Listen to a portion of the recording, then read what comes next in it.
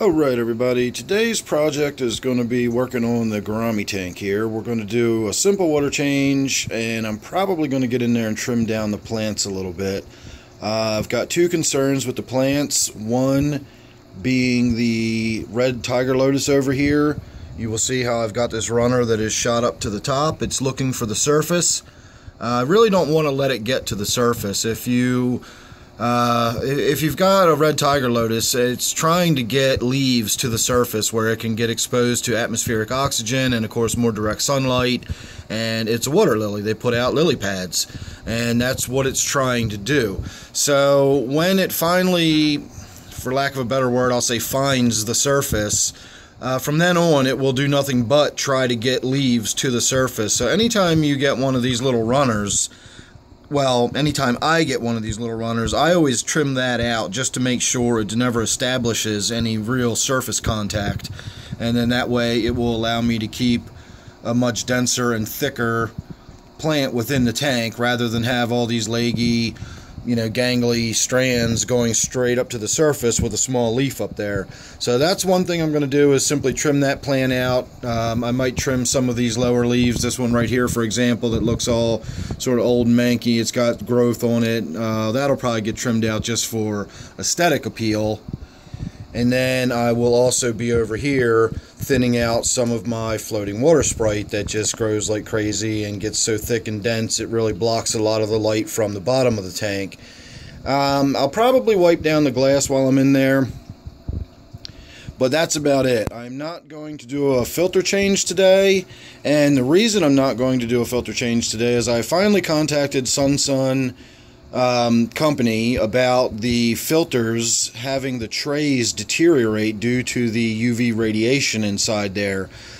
I've had a little bit of problem so far. I think I gave him my wrong PayPal email account, and that's why I haven't heard back from them. I did call them again this morning. He said that he's got the order sitting there waiting for me, and he's just waiting on it to go through the PayPal. So we hopefully got that straightened out this morning, and in a few days I should be finding out whether or not my replacement trays are coming. And when I get that, I will do a filter change and another water change, and we'll actually have a discussion about the filter and my experience with Sun and their customer service and all that. But I don't want to get into that just yet because I'm not done with my experience with their customer service yet. So be patient. I will be doing a video about my Sun filter and the way the UV light deteriorated and what they told me and the quality of my interaction and so on and so forth. But today we are just going to do a water change because it is overdue and I can't wait any longer on the filter parts. So here is your before.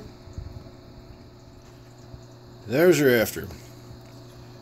So I gotta say, that was the most uneventful water change I've done in a long time. I really was expecting to have something to talk about on the other side of that, but I really don't. I just got in there and wiped the glass down. I trimmed a few plants up and put the water back in, and I was good to go. That was it. I didn't find anything unusual or anything else. The one thing I will talk about again, if you're not really familiar with this tank, is this water Sprite. I really find it interesting.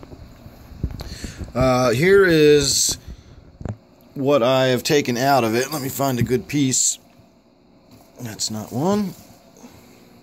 So if you look at this, this is what you would think of as water Sprite, the normal broadleaf water Sprite. And these are all the little babies. You can see this, the root mass in the center.